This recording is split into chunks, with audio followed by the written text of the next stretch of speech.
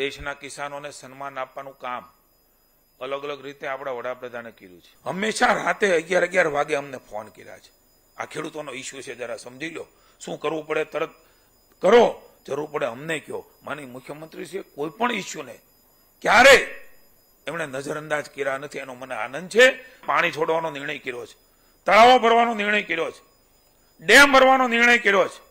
મિત્રો, અલનીનોની સામે લડવા માટે માનનીય મુખ્યમંત્રીશ્રીએ આ પ્રકારની ખેડૂતોને તકલીફ ન પડે એના માટે નર્મદાનું પાણી ખળખળ વહેતું કરી દીધું છે.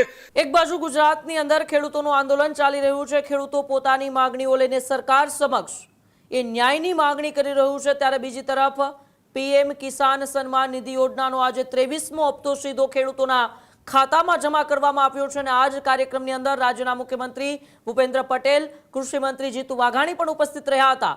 ત્યારે ખેડૂતોને રાજ્ય સરકાર કેટલી યોજનાઓથી સીધો ફાયદો કરાવી રહી છે, રાજ્ય સરકારની એવી કઈ કઈ યોજનાઓ છે જેનાથી ખેડૂતને એ સીધો ફાયદો થઈ છે, તેને લઈને રાજ્યના કૃષિ મંત્રી જીતુ વાઘાણીએ શું નિવેદન આપ્યું, આવો આપણે રાજ્યના કૃષિ મંત્રી જીતુ વાઘાણીને સાંભળીએ. ભારત માતા કી ભારત. બે હાથ ઊંચા કરીને માનનીય મુખ્યમંત્રી શ્રી આપણી વચ્ચે છે, વડાપ્રધાન શ્રી આપણી વચ્ચે આવવાના છે વર્ચ્યુઅલ માધ્યમથી. આપણે સૌ બે હાથ ઊંચા કરીને મા ભારતીનો જયઘોષ કરીએ. ભારત માતા કી વંદે વંદે. મિત્રો, કિસાન સન્માન નિધિ માનનીય વડાપ્રધાન શ્રી દ્વારા 23મો હપ્તો આજે સમગ્ર રાજ્યના ખેડૂતો માટે લગભગ 51 લાખથી પણ વધારે ખેડૂતો ને સીધો એના ખાતામાં આ હપ્તો જમા થવાનો છે. વર્ચ્યુઅલી માધ્યમથી આપણું ગૌરવ, વિશ્વના નેતા અને આપના વડાપ્રધાન કહેવામાં અભિમાન થાય એવા માનનીય મોદી સાહેબ વર્ચ્યુઅલી જોડાવાના છે. રાજ્ય કક્ષાના કાર્યક્રમમાં આપણી વચ્ચે ઉપસ્થિત આપણા લાડીલા મુખ્યમંત્રી ખૂબ સરળ, નિખાલસ અને મક્કમતાથી રાજ્યના વિકાસની નવી ઊંચાઈઓ તરફ ગુજરાતને લઈ ગયા છે એવા આદરણીય ભૂપેન્દ્રભાઈ પટેલ સાહેબ, મારા સાથી મંત્રી ભાઈ શ્રી રમેશ કટારાજી, પ્રિન્સિપલ સેક્રેટરી રમેશચંદ્ર મીણાજી, કલેક્ટર શ્રી, ડીડીઓ શ્રી, જિલ્લા પંચાયત પ્રમુખ શ્રી, ધારાસભ્ય શ્રી, સન્માનીય મંચ વિભાગના સૌ વડાઓ, માનનીય વડાપ્રધાન શ્રી આપણી વચ્ચે થોડી વારમાં ઉપસ્થિત થવાના છે. વર્ચ્યુઅલ માધ્યમથી મુખ્યમંત્રીશ્રીને પણ સાંભળવા છે. દેશના કિસાનોને સન્માન આપવાનું કામ અલગ અલગ રીતે આપણા વડાપ્રધાને કર્યું છે. એ રાજ્યમાં મુખ્યમંત્રી હતા ત્યારથી ને દેશમાં વડાપ્રધાન થયા છે ત્યારથી કોઈ કલ્પના પણ ન કરી હોય એ પ્રકારે અલગ અલગ યોજનાઓ સાથે કિસાન સન્માન નિધિની અંદર આજે આપણા હપ્તાની અંદર હમણાં કીધું એમ 1025 કરોડ રૂપિયા એ ખેડૂતોને સીધા એના એકાઉન્ટમાં મળે. આવા ઐતિહાસિક દિવસે માનનીય મોદી સાહેબને હું અભિનંદન આપું છું. રાજ્યના ખેડૂતો વતી એમનો આભાર પણ માનું છું. આ કોઈ આપણા વડીલોએ કલ્પના પણ ન કરી હોય કે આ પ્રકારે કોઈ વડાપ્રધાન એ આપણે આટલી રકમ એ મદદ કરવા માટે આપે. અન્ય યોજનાઓનો લાભ તો મળી જ રહ્યો છે. મને આનંદ છે કે માનનીય મોદી સાહેબના 12 વર્ષ એ સફળતાપૂર્વકના રાષ્ટ્ર નિર્માણ માટેના આપ સૌના આશીર્વાદથી થયા છે. ત્યારે પ્રધાનમંત્રીના નેતૃત્વમાં 2019થી આ યોજનાની શરૂઆત થઈ અને બીજ, ખાતર, દવા, અન્ય ખેતી સંબંધિત જરૂરિયાતો એને પણ આર્થિક મદદ એ આજે આપણને અલગ અલગ પ્રકારે કિસાન સન્માન નિધિ દ્વારા એ મળી રહ્યા છે. પારદર્શક રીતે કોઈ પણ વચેટીઓ ન હોય અને સીધા ખાતામાં રૂપિયા પડી જાય એ પ્રકારની વ્યવસ્થા 6000 રૂપિયા વર્ષે મળે. ખરબો રૂપિયા આટલા હપ્તામાં જાય. રાજ્યને પણ ખેડૂતોને હજારો કરોડ રૂપિયા એ સીધા જ જમા થાય. 11 કરોડથી વધારે ખેડૂત પરિવારને એનો લાભ મળે. 4.5 લાખ કરોડ રૂપિયાની આસપાસ રકમ.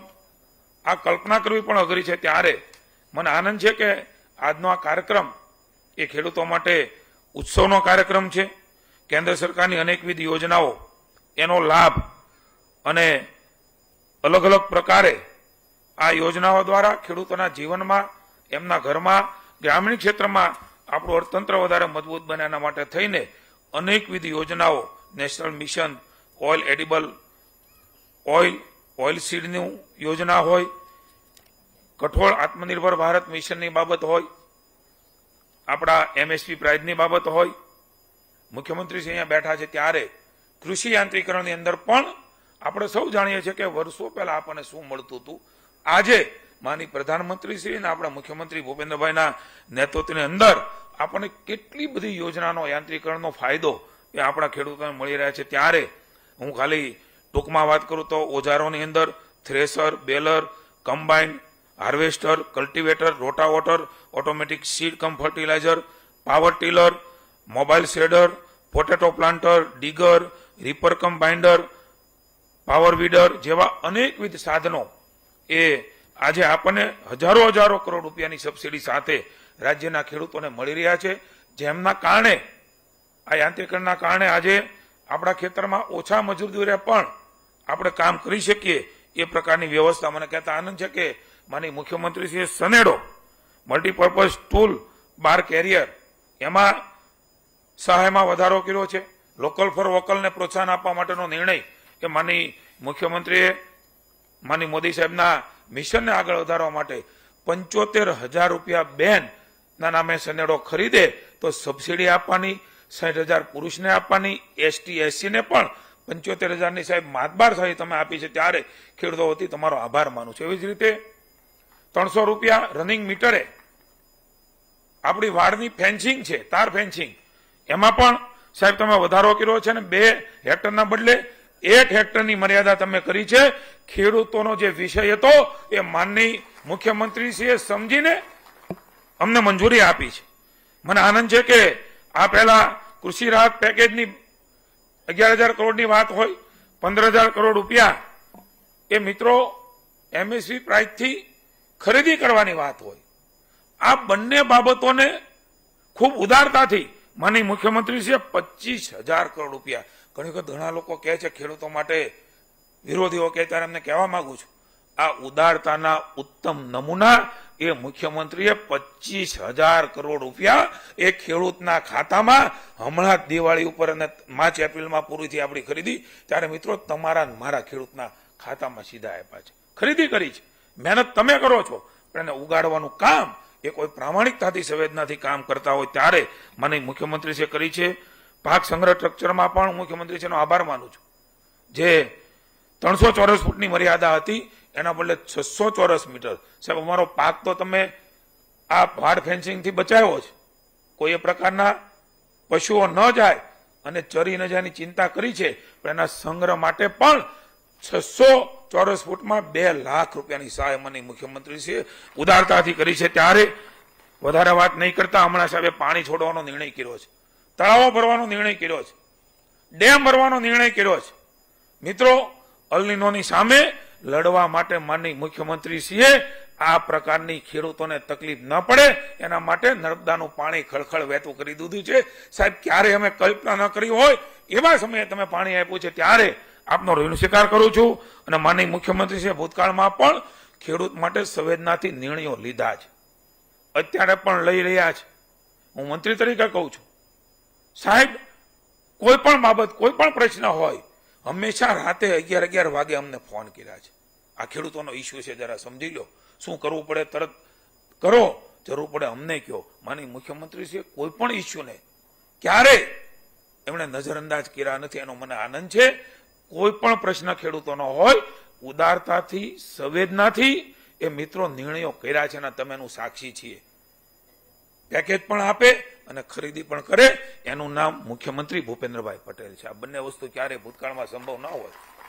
આવી ઉદારતા બતાવી છે, અમારી ફરજ છે. આગામી દિવસોમાં પણ હું ખેડૂતોને ભરોસો આપું છું. મુખ્યમંત્રી સતત રિવ્યુ કરે, ચિંતા કરે છે. સર્વગ્રાહી રીતે ખેડૂતોના કોઈ પ્રશ્ન હોય, મુશ્કેલી હોય તો એના ઉકેલ માટે થૂકના સાંધા ટેમ્પરરી નહીં, પણ ભવિષ્યમાં પણ તકલીફ ન પડે એ પ્રકારના નિર્ણયો અમારા સુધી લાવો. અને નિર્ણય માનની મુખ્યમંત્રીશ્રી અમારી પાસે મગાવે છે અને નિર્ણયો કરી રહ્યા છે. હું રાજ્યના ખેડૂતોને કહું છું, આ પ્રકારના સંવેદનશીલ મુખ્યમંત્રી એ આપણે ભાગશાળી છે કે ગુજરાતને મળ્યા છે. મિત્રો, આપણા દુઃખે દુઃખી અને આપણા સુખે સુખી, ખેડૂતોના દુઃખે દુઃખી, ખેડૂતોના સુખે સુખી એવા આપણે મુખ્યમંત્રી મળ્યા છે. ત્યારે કોઈ પણ પ્રશ્ન સમસ્યા હોય એ મિત્રો એના સમાધાનો હોય જ, અને આવા મુખ્યમંત્રી છે ત્યારે એ સમાધાનોની અંદર રાજ્યની સરકાર મુખ્યમંત્રીના માર્ગદર્શન નીચે આગળ વધી રહી છે. આપ સૌને ખૂબ ખૂબ અભિનંદન. ભારત માતા કી જય. વંદે માતરમ.